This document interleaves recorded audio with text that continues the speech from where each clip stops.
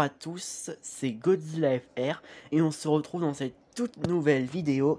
Aujourd'hui je vais vous parler d'un film de Kaiju que j'ai vu il y a pas longtemps. Du coup ce film date de 1967 et le film s'appelle Gappa, le descendant de Godzilla. Alors, je vais en gros vous expliquer du coup pourquoi je regardais ce film. Alors déjà, moi, avant de vous dire ce que j'en ai pensé, et bah, au début, au début, moi je pensais que c'était carrément le fils de Godzilla, avec en gros Minya et Godzilla lorsqu'ils se rencontrent dans le tout premier film en 1967 sur Birds Island, je crois. Moi au début c'est ça quoi.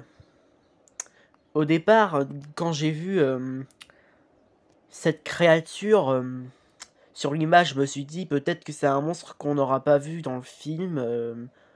Aucune idée. Moi perso, j'ai jamais entendu parler. Déjà, quand ils ont dit Gappa, le descendant de Godzilla, c'est vrai que ça m'a semblé un peu bizarre. Et du coup, bah, je me suis mis à regarder le film.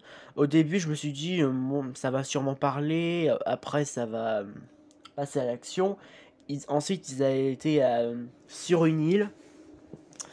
Ensuite, plus tard, ils étaient dans une grotte. Ils avaient trouvé un œuf que j'aurais cru voir Minya dedans. Mais une fois qu'il a éclos, euh, là, c'est là que c'est complètement ce que je m'attendais pas. En fait, ce film, ce n'était pas un film avec où on voit Godzilla dedans, mais à la place, on voit une famille de Gappa. Voilà. Et du coup, bah,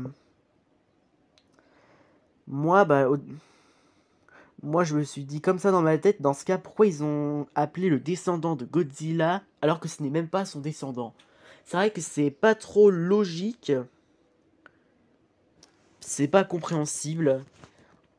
Donc du coup, le petit Gappa qui est sorti de son œuf, bah, il avait été emmené par des humains.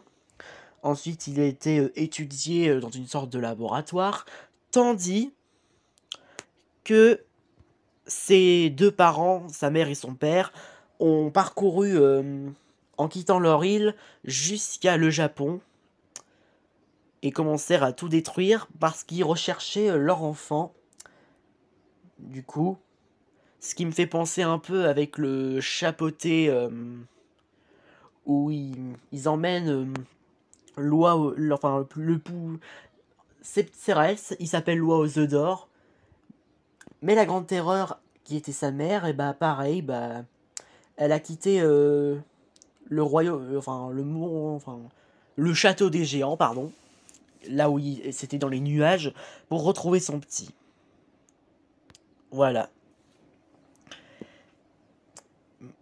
Moi en vrai, le film, malgré ce que je m'attendais pas, je l'ai trouvé bien. Ces kaiju sur leur design ont été marrants. J'ai malgré le titre du film et des choses inattendues, j'ai tellement bien aimé. Du coup, bah, je me suis décidé moi-même d'appeler ce film Gappa, euh, le Kaiju. Le Kaiju. Alors, pour l'instant, je me suis pas trouvé mon propre titre, mais je pense que ça va venir au fur et à mesure que la vidéo va tourner. Et du coup, bah, alors, qu'est-ce que un Gappa? Du coup, bah, le Gappa, en gros, est un Kaiju comme ces deux spécimens sur la photo. Alors, je sais qu'ils sont sociaux et ils vivent en famille. Déjà, pareil, de leur côté, on voit que le Gappa possède un sorte de souffle enflammé. Dans le film, il est soit bleu, mais là, sur la photo, on voit qu'il est tout à fait original. Donc, aucune idée. Après, ça fait plusieurs jours que j'ai vu le film et je crois que j'ai déjà oublié la couleur de leur souffle. Ils peuvent voler aussi, comme on a pu remarquer avec leurs ailes. Le mâle, évidemment, il a une crête sur la tête plus grosse que celle de la femelle, avec deux sortes de cornes pareilles, plus développées. Il a un bec avec deux grosses dents qui dépassent vers l'extrémité, le bout du bec où ça rentre vers sa tête. Il a quatre membres, du coup il peut se tenir avec ses deux pattes arrière, tout comme Godzilla. Et il a une longue queue.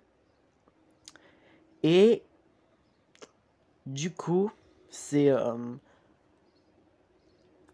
un très bon kaiju pour moi. Et franchement,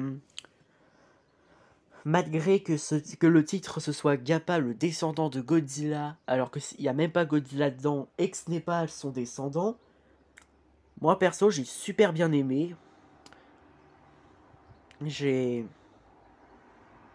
adoré. Voilà. Franchement ces kaiju, ils sont géniaux. Je les ai trouvés fantastiques pendant le film, ainsi que nos persos principaux humanoïdes, et même le petit qui venait d'une île, d'une tribu. J'ai adoré, même le petit Gappa ainsi que ses parents le comprenaient quand il parlait. Alors évidemment, je parle du petit, celui qui est entre, entre une femme, un homme, ainsi que trois hommes aussi à côté. Je parle de celui qui est petit et qui est un peu sans habit. C'est pas qu'il... Non, c'est pas qu'il est tout nu. Il est habillé, mais c'est juste qu'il est torse nu. Voilà. Autant pour moi.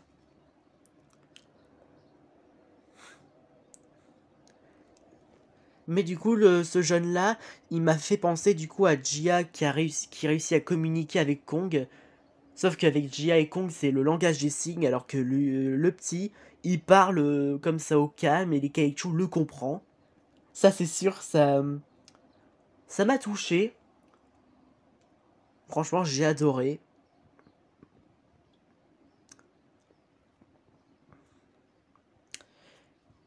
Et donc voilà, c'est tout ce que j'allais à dire pour aujourd'hui avec ces kaiju mystérieux que maintenant je connais. Et maintenant c'est la fin de cette vidéo, j'espère qu'elle vous aura plu. N'hésitez pas à lâcher un like si vous avez aimé. Abonne-toi sur ma chaîne et écrivez-moi dans les commentaires ce que vous en avez pensé.